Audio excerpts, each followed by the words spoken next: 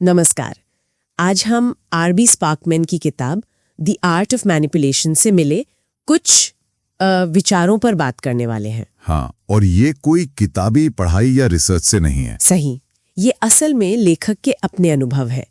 धोखेबाजों, चालाक सेल्समैन, ऐसे लोगों के बीच रहकर सींचे हुए। बिल्कुल, कि कैसे कुछ लोग दूसरों पर असर डालते हैं। हमारा मकसद बस इन विचारों को समझना है। और शुरुआत एक थोड़ी चौंकाने वाली बात से होती है। कौन सी बात? कि दुनिया में सिर्फ 5% लोग ही बाकी 95% को कंट्रोल करते हैं। 5% बनाम 95%, ये तो काफी बड़ा दावा है ना? चलिए इसी को खोलकर समझते हैं कि इसके पीछे क्या लॉजिक दिया गया है।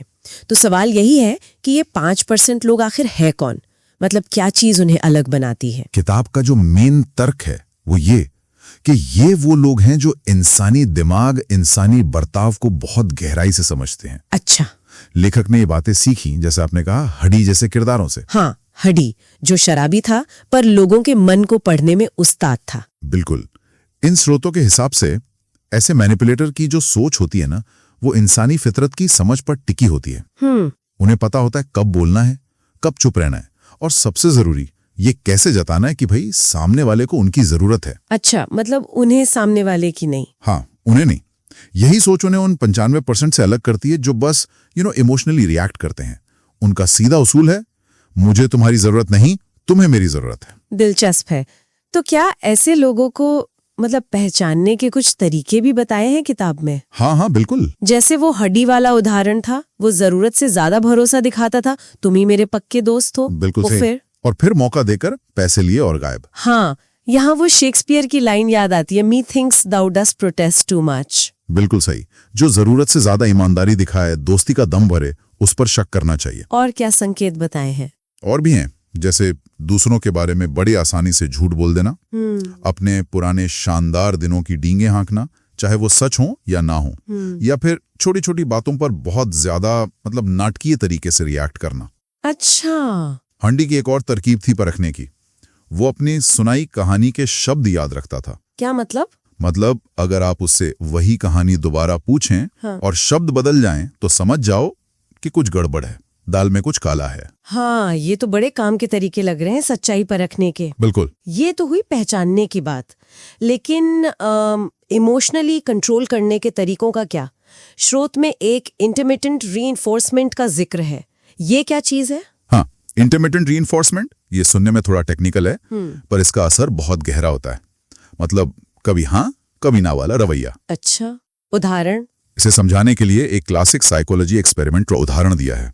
सोचिए, एक कबूतर है। ठीक है। वो एक बटन दबाता है, उसे कभी इनाम मिलता है, मतलब खाना, कभी नहीं मिलता। नतीजा, वो कबूतर और भी ज्यादा जुनून से बटन दबाता रहता है, उस अनिश्चित इनाम की उम्मीद में। ओह अच्छा। तो ये रिश्तों पर कैसे लागू होता है?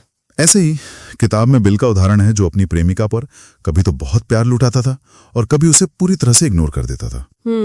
ये जो है ना, कभी ध्यान देना और कभी एकदम से खींच लेना, ये सामने वाले में एक तरह की इमोशनल लत पैदा कर सकता है। लत? हाँ बिल्कुल।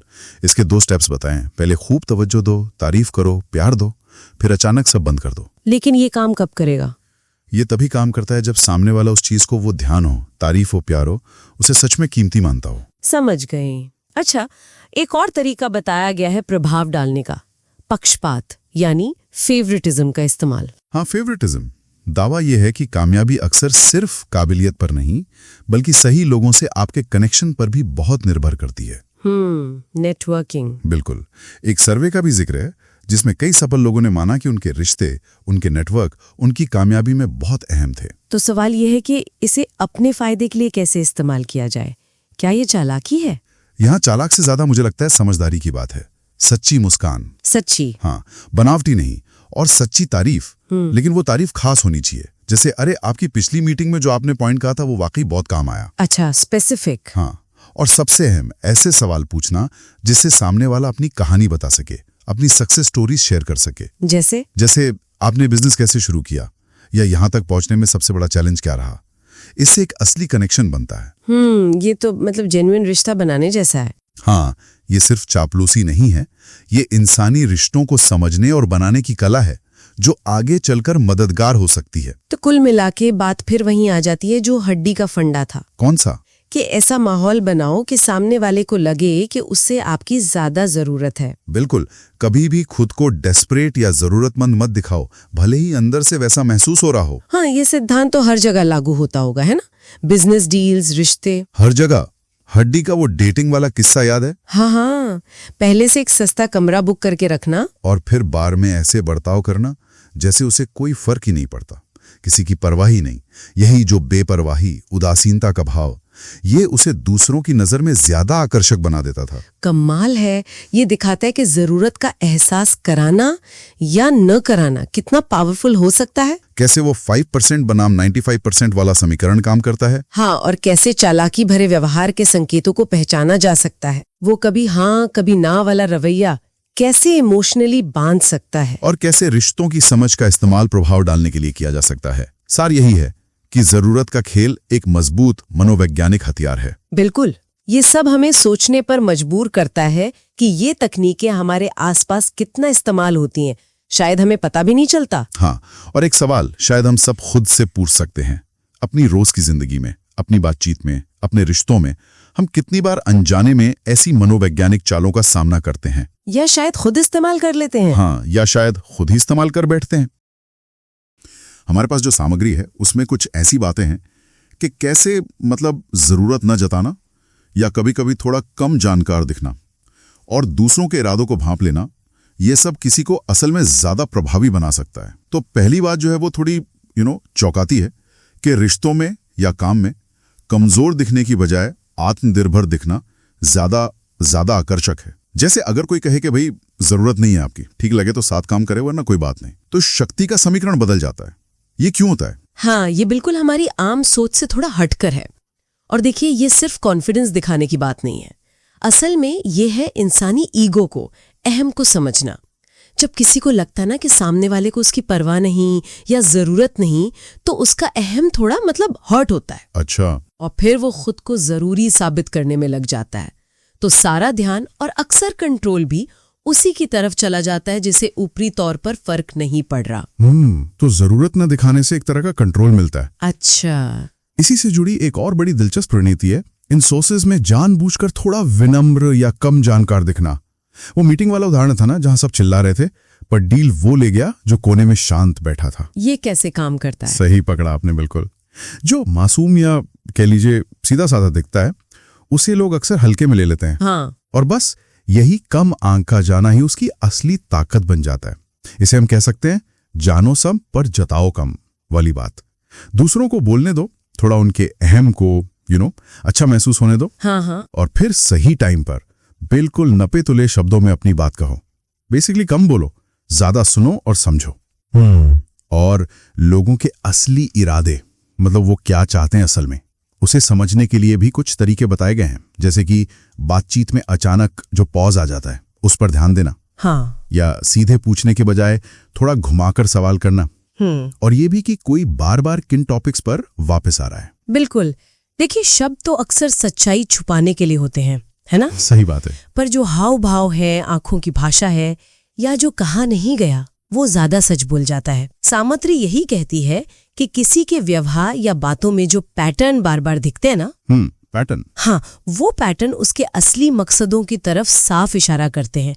जैसे कोई बार बार पैसे की तंगी का जिक्र करे तो शायद उसका असली मुद्दा वही है। अच्छा, एक और पॉइंट है भरोसेमंद दिखने की ताकत बजाय डराने वाले दिखने के। वो 2 गायों वाला उदाहरण बड़ा अच्छा लगा मुझे। एक गुस्सैल सी ब्रह्मा गाय और दूसरी शांत भरोसेमंद गडजी। दूध निकालने के लिए तो लोग गडजी के पास ही जाएंगे, जाहिर है। हाँ, ये तो इंसानी फितरत है ना? देखिए, पावरफुल लोगों से हम शायद इम्प्रेस हों, हाँ, पर भरोसा हम उसी पर करते हैं जिसके पास जाना सेफ लगे, आसान लगे। तो सामग्री का निचोड़ यही है कि अगर सच में किसी पर असर डालना है तो डराने धमकाने से ज्यादा भरोसेमंद बनना काम आता है। डर शायद पल भर का हो, पर भरोसा लंबा चलता है। और पैसों के लेन देन में धोखे से कैसे बचें, इस पर भी कोई सलाह है कि किसी की बातों पर मत जाओ, उसका पिछला रिकॉर्ड देखो, ट्रैक रिकॉर्ड कैसा रहा है। हाँ, बिल्कुल। कोई कितना भी अच्छा बोले, देखना ये है कि उसने पहले क्या किया है। और एक बहुत प्रैक्टिकल सुझाव भी है, अगर पैसा देना ही पड़े किसी को तो उसे उधार की तरह नहीं बल्कि एक तरह का गिफ्ट समझो। अच्छा, गिफ्ट। हाँ, गिफ्ट। ताकि अगर वो पैसा वापस न भी आए तो आपको ज्यादा तकलीफ न हो, दिल कम दुखे। और अगर कोई शर्त रखनी भी है तो ऐसी जो सामने वाले पर थोड़ा साइकोलॉजिकल दबाव बनाए, ना कि सिर्फ पैसे लौटाने का सीधा दबाव। दिलचस्प। अच्छा, और आखिर में बिना बहस किए किसी की सोच कैसे बदलें? यहां जोर इस बात पर है कि बहस तो करनी ही नहीं है, राह दिखानी है, सही समय चुनना है, और कभी कभी तो चुप रहना ही ज्यादा असरदार होता है। बिल्कुल सही कहा। देखिए, किसी के अहंग को चोट पहुंचाए बिना अगर आप उसे ये महसूस करा दें कि आइडिया उसी का है तो वो ज्यादा असरदार होता है। हाँ। बहस जीतकर आप शायद एक दुश्मन बना ले, है ना? लेकिन किसी को जीता हुआ महसूस कराकर आप उससे अपना साथी, अपना फॉलोअर बना सकते हैं। बस उन्हें सोचने का एक नया एंगल देना है, ये नहीं कहना कि आप गलत हो। इन सभी बातों से जो एक निचोड़, एक सार निकल रहा है वो ये है कि असली प्रभाव, असली कंट्रोल शायद वो सीधी ताकत दिखाने या जोर जबरदस्ती से नहीं आता, बल्कि वो आता है इंसानी मनोविज्ञान की गहरी समझ से, थोड़ी होशियारी से बनाई गई रणनीतियों से और भरोसेमंद बनने से। हाँ, बिल्कुल। और ये हमें सोचने पर मजबूर करता है ना कि क्या सच्ची ताकत जोर जबरदस्ती और दिखावे में है, या फिर इंसान के स्वभाव की वो जो बारीक समझ है और उसके जरिए धीरे धीरे असर डालने में। ये जो अंश है वो आपसी बातचीत, मतलब बहस में अपनी बात मनवाने या फिर दबाव का इस्तेमाल करने, और हाँ, मुश्किल लोगों से निपटने के बारे में क्या कहते हैं। हाँ, बिल्कुल। और हमारी कोशिश रहेगी कि इन तकनीकों के पीछे जो मनोविज्ञान है उसको समझें। मकसद यही है कि भाई बातचीत कैसे बेहतर हो और हम खुद को भी कैसे बचा के रखें।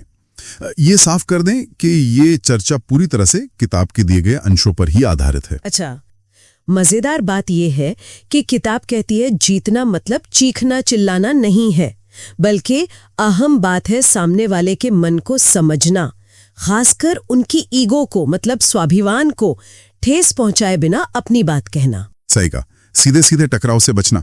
किताब इसके लिए कुछ आप कह सकते हैं प्रैक्टिकल तरीके बताती है। जैसे सीधा ये मत कहिए कि तुम गलत हो, इसकी जगह कुछ ऐसा कहें, मैंने इस बात को शायद थोड़े अलग नजरिए से देखा है। या फिर अच्छा, मतलब सीधा हमला नहीं। बिल्कुल। या पहले थोड़ी सहमति दिखा लें, जैसे हाँ आपकी ये बात तो सही है कि, वो फिर अपनी बात रखें। एक और तरीका है सवालों का इस्तेमाल, जैसे क्या आपने कभी इस पहलू पर सोचा है कि। किताब का तर्क है कि इससे ना सामने वाला डिफेंसिव नहीं होता, बल्कि सोचने लगता है। ये सुनने में तो आसान लगता है, पर असल में ये सामने वाले की सोच को बड़े आराम से मोड़ने वाली बात है। अच्छा, अब आते हैं अगले पॉइंट पर, अपनी बात मनवाना, वो भी बिना बहस किए। किताब में एक शब्द है अनआर्ग्यू। ये क्या चीज है, जरा समझाएंगे? हाँ, ये अनआर्ग्यू बड़ा रोचक कॉन्सेप्ट है। इसका सीधा मतलब है बिना आर्ग्यू किए ही अपनी बात पर ले आना। सार यह है कि आप ऐसा माहौल बनाएं कि सामने वाले को लगे कि जो आइडिया आप दे रहे हैं वो असल में उनका अपना ही है। अच्छा, ये कैसे मुमकिन है? मतलब आइडिया तो हमारा है। देखिए, ये उनकी सोच को काटने के बजाय उसे मोड़ने जैसा है। उनकी जो मौजूदा सोच है ना, उसी का इस्तेमाल करके। जैसे किताब में एक उदाहरण है, मान लीजिए कोई कहता है, अरे मुझे किसी मोटिवेशन की जरूरत नहीं। हाँ, कई लोग होते हैं ऐसे। तो आप जवाब दे सकते हैं, बिल्कुल सही कहा आपने, शायद इसीलिए आप इतने कामयाब हैं। पर क्या आपने कभी सोचा है कि यही खूबी, यही स्पिरिट आप दूसरों में कैसे जगा सकते हैं? देखा, आपने उनकी बात काटी नहीं, बल्कि उसी को इस्तेमाल करके अपनी बात की तरफ ले आए। वाह, ये तो कमाल का तरीका है। मतलब उनकी हाँ में हाँ मिलाते हुए अपनी नाव खेल लेना। कुछ वैसा ही। और इसी से जुड़ी एक और तकनीक है यस सेट, मतलब हाँ की एक लय बनाना। हाँ। पहले कुछ छोटी छोटी आसान बातों पर उनसे हाँ बुलवा लीजिए जिन पर वो सहमत होंगे ही, और फिर जब वो हाँ कहने के फ्लो में आ जाएं, तब अपनी मुख्य बात रखिए। संभावना बढ़ जाती है कि वो उस पर भी हाँ कह दे। सही है, सही है, मतलब माहौल बनाना एक तरह से। लेकिन मान लीजिए सिर्फ बातों से काम ना चले, दबाव बनाने की नौबत आ जाए तो किताब इस बारे में क्या कहती है? वो स्पार्कमैन वाला उदाहरण था ना, जिसने ज्यादा दबाव डाला और ग्राहक खो दिया। हाँ, किताब इस पर साफ चेतावनी देती है। कहती है कि जरूरत से ज्यादा दबाव, ज्यादा जोर जबरदस्ती अक्सर उल्टी पड़ती है। लोग खिंच जाते हैं, पीछे हट जाते हैं। सुझाव यह है कि दबाव नहीं बल्कि संभावना दिखाइए, चॉइस दीजिए। संभावना जैसे ये कहना कि अगर आप चाहें तो हम इस पर आज ही काम शुरू कर सकते हैं, या एक विकल्प ये भी है। इससे क्या होता है कि कंट्रोल सामने वाले के हाथ में लगता है, उन्हें लगता है फैसला उनका है। हाँ, ये बात तो है किसी को ये पसंद नहीं कि उस पर हुक्म चलाया जाए। बिल्कुल। और किताब एक और बात कहती है कि हल्का दबाव, जिसे वो जेंटल प्रेशर कहती है, वो तब ज्यादा कारगर हो सकता है जब इंसान इमोशनल हो, तर्क से ना सोच रहा हो। बस ध्यान रखना है कि वो दबाव बहुत हल्का हो, प्यार से हो। अच्छा, मतलब नपातुला दबाव, और वो भी सही समय पर। ये तो काफी बारीक काम है, पर दुनिया हमेशा सीधी नहीं चलती। क्या हो अगर कोई हमारे साथ ही गलत तरीके अपना रहा हो, चालाकी कर रहा हो? किताब कहती है भोले मत बनो। इसका क्या मतलब है? बदला लेना? नहीं, बदला लेना नहीं। भोले न बनने का मतलब है होशियारी से अपनी रक्षा करना, बेवकूफ नहीं बनना। किताब इसके लिए भी कुछ रणनीतियां बताती है। पहला, सबूत जमा करना, जैसे स्पार्कमैन ने अपने पार्टनर्स के खिलाफ जानकारी इकट्ठा की थी। हाँ, वो तो जरूरी है।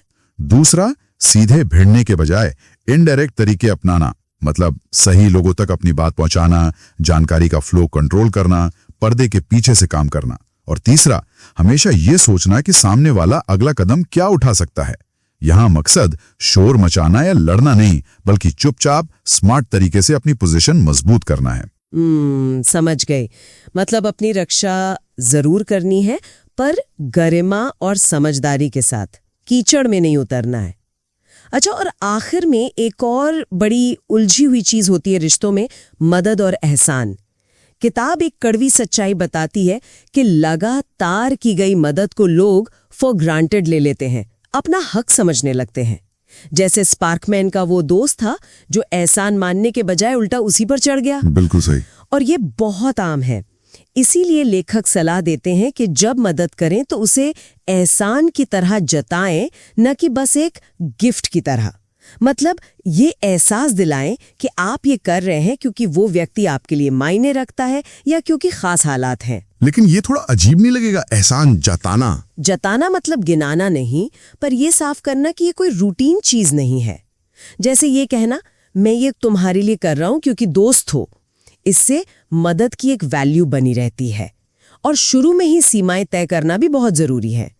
देखो, मैंने ये किया क्योंकि जरूरत थी, पर प्लीज ये उम्मीद मत करना कि ये रोज रोज हो पाएगा।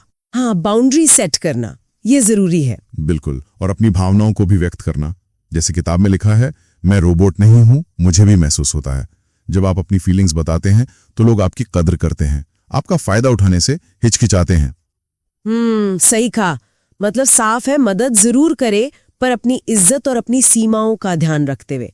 तो कुल मिलाकर इस पूरी चर्चा का, इन अंशों का निचोड़ यही लगता है कि इंसानी मनोविज्ञान को समझना हमारी बातचीत, हमारे रिश्ते और यहाँ तक कि अपनी हिफाजत के लिए भी कितना जरूरी है। चालाकी का मतलब हमेशा धोखा देना नहीं होता, बल्कि समझदारी से, स्मार्ट तरीके से चीजों को हैंडल करना होता है। बिल्कुल सही कहा आपने। और एक बात पर किताब बहुत जोर देती है कि दूसरों को बदलने या उन पर असर डालने से पहले अपनी खुद की सोच, अपने रिएक्शंस को समझना कहीं ज्यादा जरूरी है। यहीं पर एक सवाल शायद हमारे सुनने वालों के लिए भी सोचने लायक है कि इन सारी तकनीकों को जानने के बाद हम अपनी रोजमर्रा की बातचीत और रिश्तों में वो सही बैलेंस कैसे बनाएं। मतलब हम असरदार भी रहें, पर अपनी ईमानदारी और सच्चाई को भी ना खोएं। ये एक बड़ा सवाल है।